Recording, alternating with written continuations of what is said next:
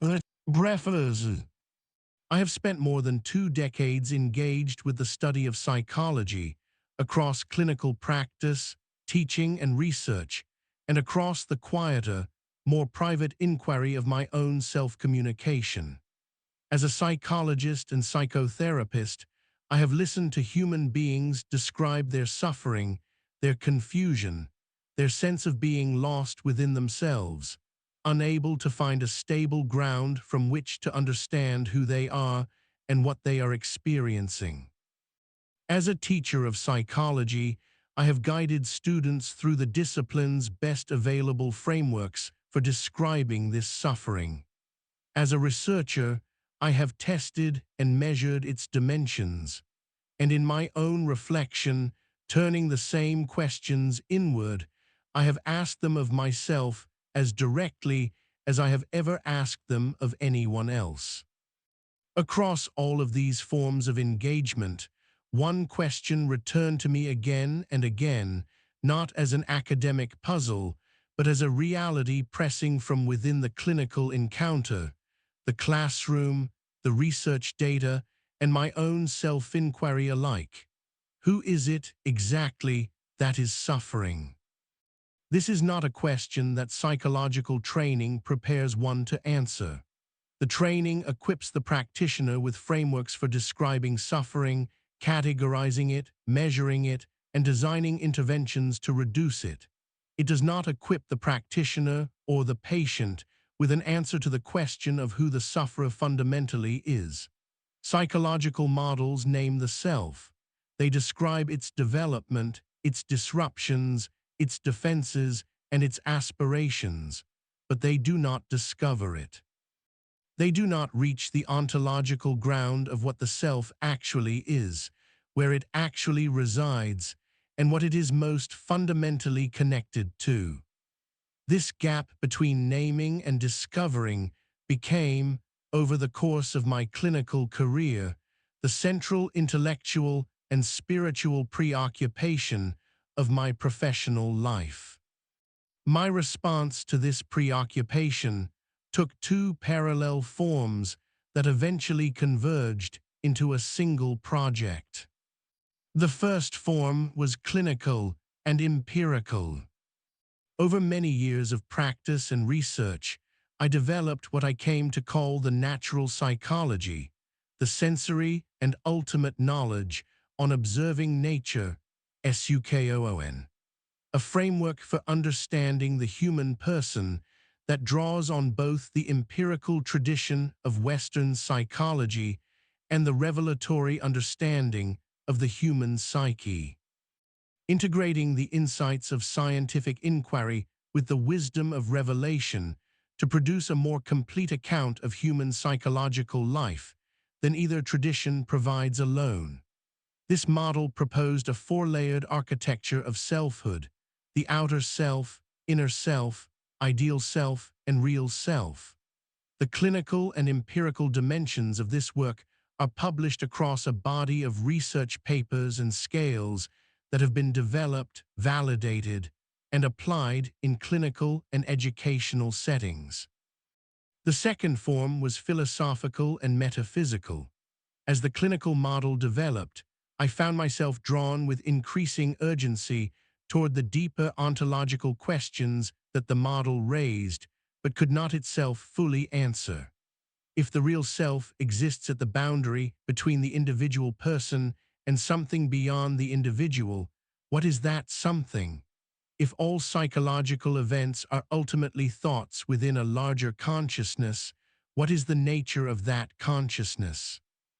If the self is not identical with the brain, not reducible to social construction, and not exhausted by its functional role, what is it? These questions drove me toward a sustained engagement with the Western philosophical tradition, with Islamic metaphysics, with contemporary physics and information theory, and with the cross-traditional wisdom of the world's major contemplative and religious traditions. The result of that sustained engagement was published in 2025 as Wadat al-Qail, The Unity of Thought, a philosophical framework that proposes thought as the ultimate ontological ground of all reality, infinite consciousness as the source of all thought, and the human person as a localized thought of infinite consciousness, given a psyche to perceive itself as distinct. Wahdat al-Khail situated the four-self model within this broader ontological framework, grounding the architecture of selfhood in the metaphysics of infinite consciousness, and proposing that the deepest truth of human existence is unity, the unity of the individual self with the infinite ground from which it arises, within which it exists, and to which it most directly connects through the real self. The present book is the next step in this journey. It is the step I did not take in Wahdat al-Khail, not because I was unaware of its necessity, but because the work of philosophical proposal must precede the work of logical proof, and Wahdat al-Khail was the proposal. This book is the proof. What I mean by proof is precise. Wahdat al-Khail established that the framework of infinite consciousness and the four-self architecture of selfhood is philosophically coherent, metaphysically grounded, cross-traditionally supported, and scientifically echoed. What it did not do is demonstrate through rigorous logical analysis that this framework is not merely one coherent option among many, but the only adequate answer to the question of the ultimate subject of experience, given the complete and structural failure of every existing alternative. That demonstration is what the present book provides. The method I employ is one I have come to call exhaustive elimination, combined with convergent necessity. At every stage of the argument, all possible alternative answers to the question under examination are presented in their strongest formulations, shown to be logically insufficient, and eliminated before the book's own answer is proposed. The conclusion at each stage is therefore not a preference or a persuasion, but a logical necessity, what remains when all alternatives have been exhausted. This method is then combined with the approach of convergent necessity. The same conclusion is demonstrated independently through distinct disciplinary lines of analysis: philosophy, psychology, neuroscience, physics and information theory, and artificial intelligence research, such that the convergence of independent lines of inquiry around the same structural conclusion becomes itself the strongest possible evidence that the conclusion tracks something real about the nature of the subject under investigation. I write this book from three simultaneous positions that I do not attempt to separate, because I believe their integration is itself part of the book's contribution. I write as a psychologist with more than 2 decades of clinical experience, for whom the question of the subject of experience is not an academic puzzle, but a practical reality encountered in every therapeutic hour. I write as a philosopher who has engaged seriously with both the Western and religious intellectual traditions, convinced that their convergence around the question of selfhood and infinite consciousness is not accidental, but reflects a shared recognition of a shared truth.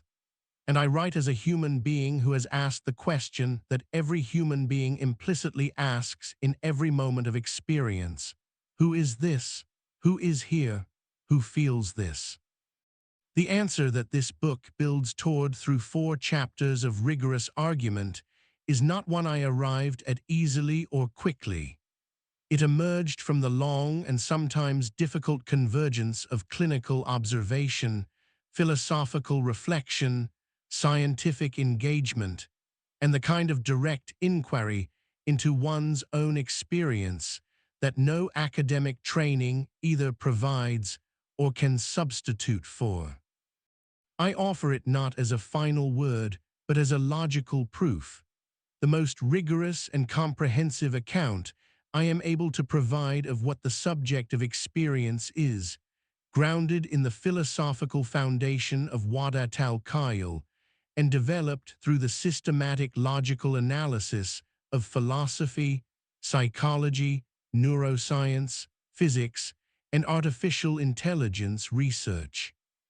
The question, who is the subject of human experience, has been asked across every civilization and every intellectual tradition that has seriously engaged with the nature of mind and reality.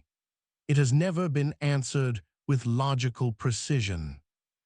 This book is my attempt to provide that answer, not as a metaphysical assertion to be accepted on faith, not as a cultural preference to be adopted by those who share its background, but as a logical conclusion that follows necessarily from the elimination of all alternatives and the convergence of all available evidence.